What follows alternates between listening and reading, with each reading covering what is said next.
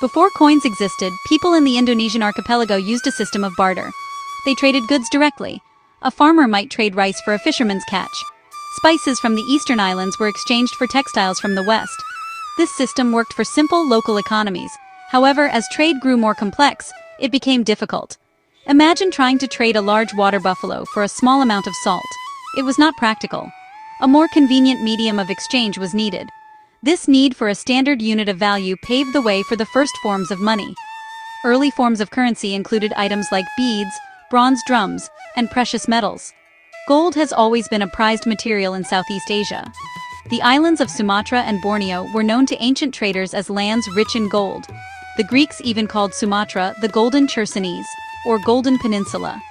Early inhabitants mined gold from rivers and mountains. They turned this gold into beautiful jewelry, statues, and ceremonial objects. The metal was not just valuable, it held spiritual significance. It represented purity, divinity, and royalty. Because gold was rare, durable, and easily divisible, it was the perfect material for creating the first coins. The earliest gold coins were a natural evolution from using raw gold dust and nuggets for trade. The very first gold coins in Indonesia appeared around the 4th century. These were not made by local kingdoms. Instead, they were Roman gold coins, brought by traders from India and the Middle East. These foreign coins showed local rulers the power of standardized currency. Inspired by these examples, local chieftains began to produce their own coins. The earliest known locally made coins are from the Srivijaya kingdom in Sumatra, dating to around the 7th or 8th century. These first attempts were often simple, small pieces of gold, sometimes stamped with a basic symbol, marking the beginning of a long numismatic history. These early coins were often irregular in shape and weight. They were sometimes called piloncitos, or bullet money by later collectors because of their small, bean-like shape. They were made by dropping a small amount of molten gold onto a surface and letting it cool. A simple design, like a single character or symbol, was then stamped onto the soft metal. These coins were used in local markets for buying everyday goods. They also played a role in long-distance trade with India, China, and the Malay Peninsula. The presence of these small gold pieces in archaeological sites tells us a story of a developing economy, one moving from simple barter to a sophisticated system of commerce.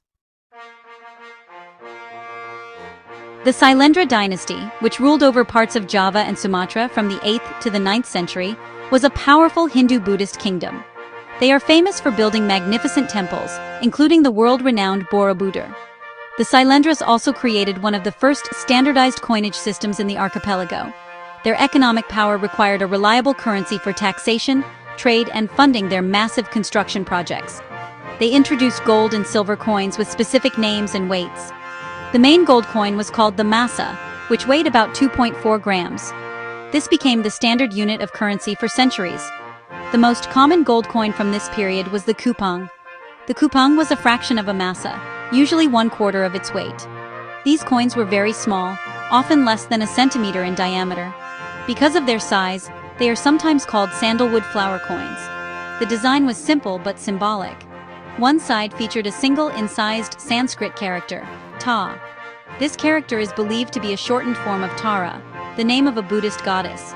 The reverse side often had a distinctive symbol, like a vajra, a thunderbolt or diamond scepter, inside a square incuse, representing power and indestructibility in Hindu-Buddhist belief. These coins were not just for merchants. They were used in all levels of society. Inscriptions from the Sailendra period mention payments and fines in specific amounts of masa and kupang. For example, a village might be required to pay an annual tax of a certain number of gold masa to the king.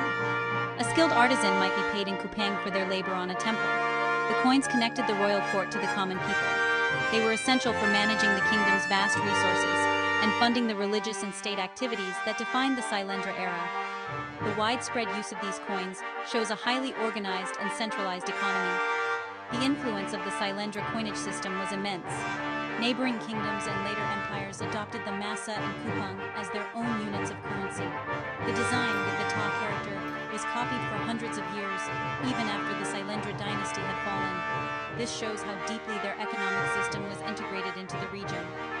Archaeologists have found these tiny gold coins as far away as the Philippines, proving their importance in international maritime trade networks. The the legacy of the Sailendra Masa and Kupang is a testament to the kingdom's economic sophistication and its lasting impact on the history of Indonesia. The Majapahit Empire, which flourished from the late 13th to the early 16th century, was one of the largest and most powerful empires in Southeast Asian history. Based in eastern Java, its influence stretched across the entire Indonesian archipelago and beyond. To manage such a vast and diverse territory, Majapahit needed a robust and unified economy. The empire built upon the monetary systems of earlier kingdoms like Sailendra and Srivijaya. They continued to use the gold masa and kupang, but standardized their production on an unprecedented scale. Majapahit mints produced huge quantities of these coins to facilitate trade and tribute collection across their many vassal states. Majapahit gold coins are known for their distinctive designs. While they continued the tradition of the sandalwood flower shape for the kupang, the designs became more varied. Some coins still featured the ta character, honoring the older tradition. However, many Majapahit coins displayed a different symbol, a stylized letter ma. This ma is believed to stand for Majapahit itself, a clear declaration of the empire's authority. Other designs included symbols like a conch shell or a wheel, or chakra, both important icons in Hinduism. These symbols reinforced the divine authority of the Majapahit rulers, who were seen as incarnations of Hindu gods. The role of coins in Majapahit society was complex. They were used for everyday transactions in bustling port cities like Tuban and Gresik. Merchants from China, India, and Arabia traded their goods for Javanese rice, spices, and textiles, using Majapahit gold coins as the preferred medium of exchange. But coins were also used for ceremonial purposes. Large quantities of gold coins were often placed in the foundations of newly built temples as offerings to the gods. They were also given as royal gifts and used to pay soldiers and court officials. This dual function, as both practical money and sacred object, made gold coins central to Majapahit's power. Interestingly, Majapahit also had a unique tradition of creating temple coins or gobag. These were not official currency, but were large, amulet-like coins made of bronze or other base metals. They featured detailed scenes and figures from Hindu epics, like the Ramayana and Mahabharata, as well as images of wayang kulit, or shadow puppet characters. While not used for buying goods, these gobag were believed to bring good luck and protection. They were used as offerings in temples and kept as talismans. This shows that in Majapahit's view, the concept of coin extended beyond just economic value to include spiritual and cultural significance. As the Majapahit Empire declined in the 15th and 16th centuries, new powers arose in the Indonesian archipelago, the Islamic Sultanates. Powerful trading states like Samudra Pasai in northern Sumatra, Aceh, Banten, and Goa emerged. The spread of Islam brought significant cultural and political changes, which were reflected in their coinage. The new rulers, the sultans, wanted to assert their Islamic identity and their authority. They began to mint their own gold coins, moving away from the Hindu-Buddhist symbols of the past. These new coins featured Arabic script, proclaiming the sultan's name and titles, and often including verses from the Quran. The Sultanate of Samudra Pasai, one of the first Islamic states in the region, was a pioneer in this new style of coinage. Around the late 13th century, Sultan Muhammad Malik al-Zahir issued gold coins called mas. These were small, similar in size to the earlier kupang, but their design was completely different. One side was inscribed with the sultan's name and title in Arabic, such as al-Sultan al-Adil, meaning the just sultan. The reverse side often bore the Islamic declaration of faith, the Shahada. There is no God but Allah, and Muhammad is his messenger. This was a powerful statement, turning each coin into a miniature proclamation of faith that circulated throughout the trading world. The Sultanate of Aceh, at the northern tip of Sumatra, became the dominant power in the 16th and 17th centuries. Aceh was a wealthy and cosmopolitan state, controlling much of the pepper trade. Its sultans issued a prolific series of gold coins, also called mas or miwi. These coins were beautifully crafted, with intricate Arabic calligraphy. The names of the sultans and their honorific titles were elegantly inscribed on the coins. The weight of the Acehnese mas was standardized at around 0.6 grams, making them convenient for both local and international trade. These coins have been found in shipwrecks and archaeological sites all over the Indian Ocean. a testament to Aceh's commercial reach. During this period, coins were not just for trade. They were a symbol of a sultanate's sovereignty and prestige. When a new sultan came to power, one of his first acts was often to mint new coins bearing his name. This was a way of announcing his rule to his people and to the world. Sometimes, special coins were minted to commemorate important events, such as a military victory or a royal wedding. For example, the powerful Queen Taj al-Alam of Aceh issued her own coins, a rare practice for a female ruler at the time. These coins were a tangible link between the ruler and the ruled, carrying the sultan's authority into every marketplace. The arrival of European powers in the 16th and 17th centuries marked a major turning point in Indonesian history. The Portuguese, Spanish, British, and Dutch all came to the archipelago seeking control over the lucrative spice trade. The Dutch, through their powerful trading company, the Verenigde Oost-Indische Compagnie, or VOC, eventually established dominance. The VOC was not just a trading company, it was basically a state within a state. It had its own army, built forts, and signed treaties. To facilitate its massive trading operations, the VOC also needed its own currency. They began by using European coins, such as Spanish silver dollars and Dutch ducats. The VOC introduced a variety of coins into the Indonesian economy. One of the most important was the gold ducat. These coins were minted in the Netherlands and shipped to Asia. They were of high purity and had a standardized weight, which made them trusted by local and international traders. The design featured a knight in armor holding a bundle of arrows, symbolizing the unity of the Dutch provinces. While these European coins were widely used, the VOC quickly realized that local traders still preferred the small, familiar gold and silver coins of the sultanates. To adapt, the VOC began to mint its own versions of local coins. This led to a fascinating period of monetary fusion. The VOC set up mints in Batavia, modern-day Jakarta, and other locations. These mints produced coins that looked similar to the local kupang and mas, but were issued under the authority of the company. For example, the VOC struck silver coins called stuvers, with Arabic script on one side, to make them acceptable in places like Sumatra and Java. They also countermarked foreign coins, stamping them with the VOC logo, to revalue them and absorb them into their own monetary system. This practice gradually eroded the monetary independence of the local sultanates. The circulation of VOC coins had a profound effect on the local economies. While it integrated the archipelago more deeply into the global trade network, it also made the region dependent on a foreign power. Local rulers lost the ability to control their own currency, which was a key aspect of their sovereignty. The influx of European silver and copper coins also began to displace the traditional gold currency in many everyday transactions. Gold became more of a store of wealth and a medium for large-scale international trade, while smaller transactions were increasingly conducted with base metal coins. This was, really, the beginning of the end for Indonesia's indigenous gold coinage tradition. By the early 19th century, the VOC had gone bankrupt, and its territories were taken over by the Dutch government. This marked the beginning of the formal Dutch colonial period and the establishment of the Dutch East Indies. The Dutch colonial administration sought to centralize and standardize all aspects of governance, including the monetary system. They wanted a single unified currency for the entire colony to simplify taxation and administration. The goal was to replace the confusing mix of sultanate coins, VOC money, and foreign currency with one official system. The new currency was the Netherlands Indies guilder, also known as the gulden. The transition to the guilder was a gradual but deliberate process. Initially, the Dutch continued to use and even mint coins that were familiar to the local population. However, in 1854, the colonial government passed a new currency law that firmly established the guilder as the sole legal tender. The system was based on a bimetallic standard of gold and silver. The government issued a series of beautiful gold coins, including the 10 guilder and 5 guilder pieces.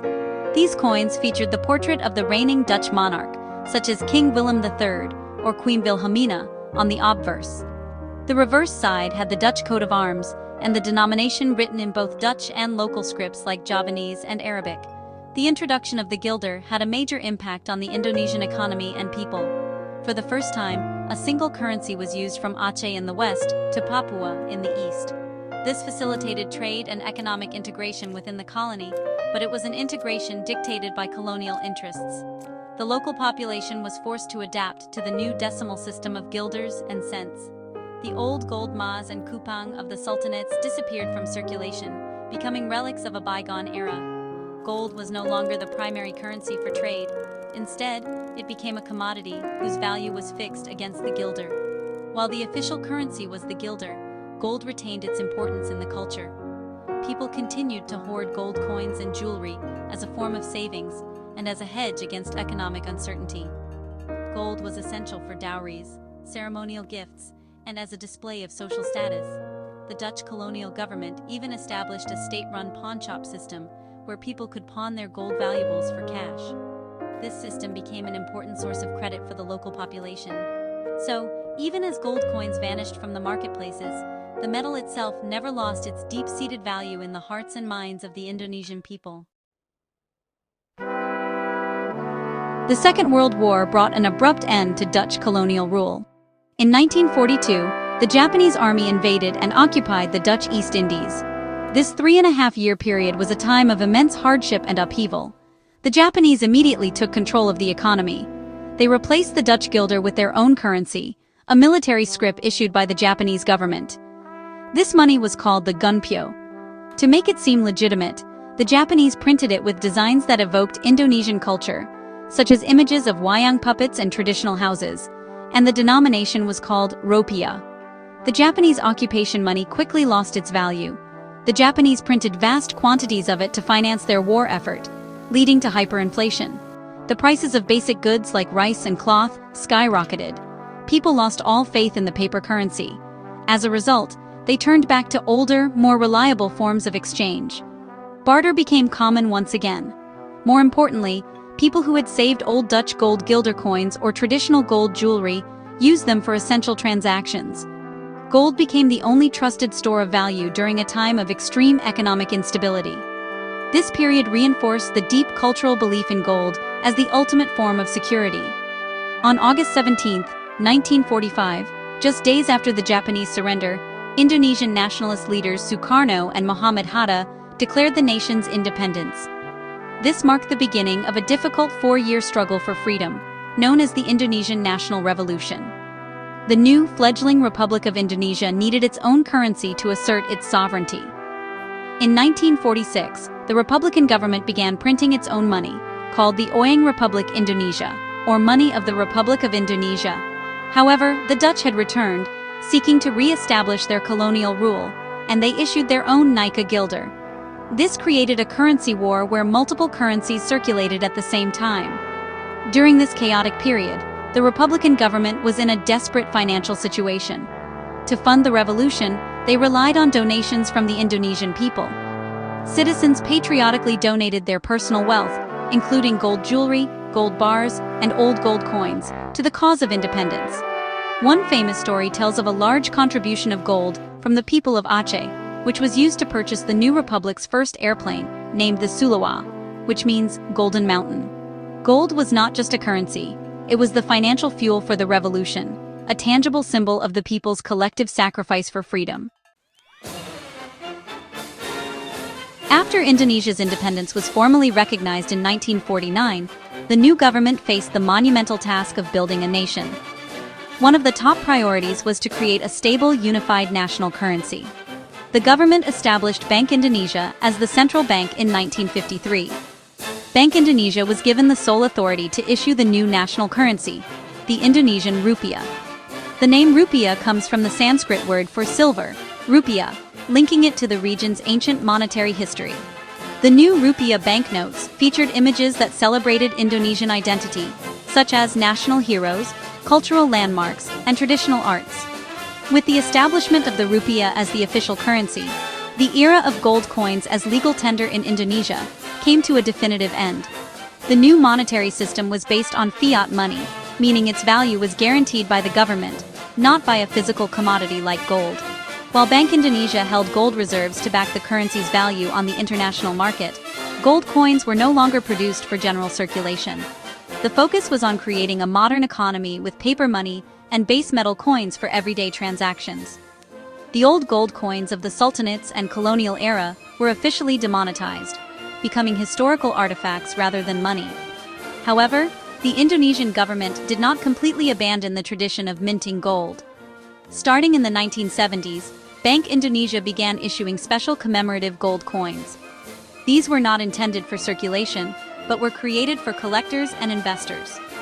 These coins celebrate important national events, anniversaries, and themes. For example, gold coins were minted to commemorate 25 years of independence, to support wildlife conservation efforts, featuring animals like the Komodo dragon and the orangutan, and to celebrate Indonesia's cultural heritage. These modern gold coins are beautifully designed and struck in high-purity gold, continuing the legacy of fine metalwork. Today, the rupiah is the currency used in all daily transactions across Indonesia's more than 17,000 islands. People use banknotes and coins for everything from buying street food to paying for transportation. However, the cultural attachment to gold remains incredibly strong. Many Indonesians, especially in rural areas, still prefer to save their wealth in the form of gold jewelry or gold bullion.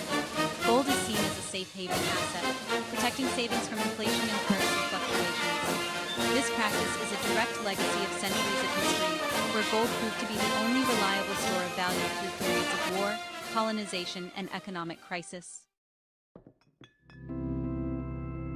The long and rich history of Indonesian gold coins has left behind a fascinating legacy. These small pieces of metal are more than just old money. They are miniature historical documents. Each coin tells a story about the kingdom that minted it, the ruler whose name it bears, and the economic and cultural world in which it circulated. For historians and archaeologists, these coins are invaluable sources of information. They help to date archaeological sites, trace ancient trade routes, and understand the political and religious ideologies of past empires. The symbols and inscriptions on the coins provide direct evidence of the transition from Hindu-Buddhist kingdoms to Islamic sultanates, and the later influence of European colonialism. Today, Indonesian gold coins are highly sought after by numismatists, who are collectors of coins. Collectors from around the world are fascinated by the variety and beauty of these coins. The tiny sandalwood flower kupang from the Sailendra and Majapahit eras are prized for their antiquity and connection to the great empires. The elegant Arabic calligraphy on the gold mas from the Sultanate of Aceh appeals to collectors of Islamic coinage. The colonial-era gold guilders, with their portraits of Dutch monarchs, are part of the larger story of European colonial expansion. Rare coins, such as those from short-lived sultanates or ones with unique designs, can command very high prices at auctions. Collecting these coins is a way of connecting with Indonesia's past. Each coin has passed through countless hands over the centuries, from merchants and soldiers to kings and commoners. Holding a Majapahit gold kupang is like holding a tangible piece of the 14th century. The hobby of collecting has also helped to preserve these artifacts. Private collectors and public museums work to document and study these coins, ensuring that their history is not forgotten. Institutions like the National Museum of Indonesia in Jakarta and Bank Indonesia's museum have impressive collections that showcase the evolution of currency in the archipelago. The story of Indonesian gold coins is a mirror of the nation's history. It reflects a journey from barter to sophisticated kingdoms, from colonial domination to proud independence. While gold coins are no longer used in daily life, the metal's cultural significance endures. The modern commemorative gold coins issued by Bank Indonesia continue this ancient tradition in a new form. They serve as a bridge between the past and the present, celebrating Indonesia's rich heritage. For anyone interested in the history of this diverse and dynamic nation, the golden thread of its coinage offers a unique and compelling narrative.